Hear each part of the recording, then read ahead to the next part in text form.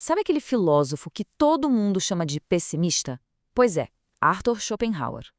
Mas e se a gente olhasse para ele de outro jeito? Talvez como o filósofo do realismo mais brutal que existe. É isso que a gente vai fazer aqui. Vamos mergulhar na visão dele que, olha, parece sombria sim, mas que pode, no fim das contas, ser surpreendentemente libertadora. Pensa bem, todo mundo já passou por isso, né? Aquela sensação de conquistar alguma coisa que se queria muito, um momento de alegria pura e, de repente, puf, passou, some. E fica aquele vazio. Por que será que a felicidade dura tão pouco? Essa pergunta que todo mundo se faz é exatamente onde a filosofia do Schopenhauer começa. E a resposta que o Schopenhauer dá para essa pergunta, bom, ela é direta, é brutalmente honesta. Ele não está aqui para passar a mão na cabeça de ninguém. Para ele, o sofrimento não é um bug, não é um erro na programação da vida. O sofrimento é o programa, é o sistema operacional. Então, vamos jogar fora aquela noção de que a vida deveria ser feliz e que o sofrimento é só um acidente de percurso. Para Schopenhauer, é exatamente o contrário. O normal, o padrão, é o desejo, é a falta, é a dor. Essa é a nossa linha de base. É isso que nos move, que nos empurra para frente, sempre atrás de algo que, no fundo, nunca vai nos satisfazer de verdade. Olha só que provocação. Essa frase vira de ponta cabeça tudo que a gente pensa sobre prazer. O prazer, para ele, não é ganhar algo bom. É só parar de sentir algo ruim por um tempinho. É como tirar um sapato apertado, sabe? O alívio é bom, mas o problema era o aperto. O estado normal, o padrão, é a dor do desejo, essa coceira que nunca para. E aqui está um mapa desse mecanismo, dessa esteira rolante da vida. É um loop infinito. Primeiro vem o desejo, aquela tensão. Aí a gente consegue o que quer. E vem a satisfação, um alívio. Bem breve. Logo depois, o tédio. Aquele vazio que a gente não aguenta. E o que a gente faz? Procura um novo desejo. A tensão volta. E o ciclo, ele recomeça. De novo, e de novo, e de novo. Ok, então o que diabo está por trás desse ciclo maluco? Qual é o motor dessa máquina? Schopenhauer tem um nome para isso e é o coração de toda a filosofia dele, a vontade. Mas calma, é super importante entender uma coisa aqui. Essa vontade não é a nossa vontade de tomar um café ou escolher uma série. Não, não.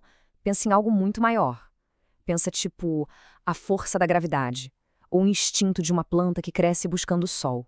É uma energia cega, irracional, que não para nunca e que move absolutamente tudo no universo, desde os planetas em órbita até os nossos desejos mais íntimos. É isso. É como se fosse o motor do universo. O motor que simplesmente não desliga. Nunca. Ele está sempre com fome, sempre querendo mais, sempre se esforçando, mas sem um objetivo final, sem um ponto de chegada. E nós somos só uma das faíscas desse motor, uma das manifestações dessa fome sem fim.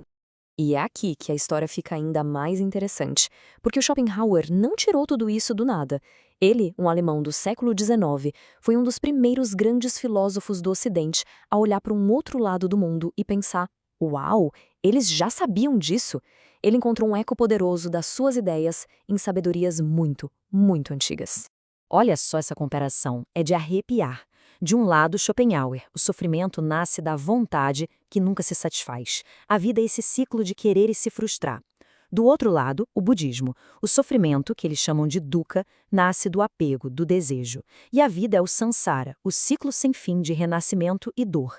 É basicamente o mesmo diagnóstico. Ambos chegam na mesma conclusão. O problema está dentro da gente, nesse motor que não para. Isso, na época dele, foi algo revolucionário, totalmente fora da curva. Ele não tratou o pensamento oriental como uma curiosidade exótica. Não. Ele viu ali uma fonte de verdade profunda sobre como a realidade funciona, sobre o que é ser humano. Ele basicamente construiu uma ponte entre filosofias que até então mal se conversavam. Tá, eu sei. Parece tudo muito sombrio, né? Mas, apesar desse diagnóstico pesado, Schopenhauer não nos deixa num beco sem saída. Ele não promete felicidade. Esquece isso. Mas ele aponta alguns caminhos para a gente se libertar dessa tirania da vontade. Vamos ver que caminhos são esses. Ele basicamente nos dá 3 rotas de fuga. A primeira é a arte. Sabe quando a gente se perde numa música, num quadro, num filme? Por um momento a gente esquece de si mesmo, esquece o que quer e vira só um observador. É um alívio temporário. A segunda rota é a compaixão. Quando a gente percebe que todo mundo sofre da mesma forma, a gente sai um pouco do nosso próprio umbigo, do nosso egoísmo. E a terceira, que é a mais radical de todas, é o ascetismo. É basicamente dizer não para os desejos, é tentar desligar o motor na marra. Mas atenção, essa é a parte mais importante. O objetivo aqui não é encontrar felicidade. Não é ficar de bem com a vida. O objetivo é silenciar aquele motor barulhento. É escapar da esteira rolante.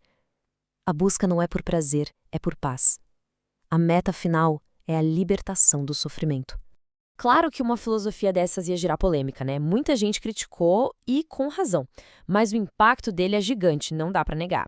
Então, a pergunta que fica é: Schopenhauer era só um pessimista ou ele tinha uma percepção muito aguçada da realidade? As principais críticas são basicamente duas.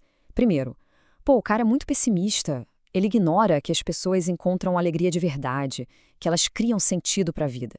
E a segunda é mais técnica. Essa ideia de uma vontade que o comanda tudo é metafísica.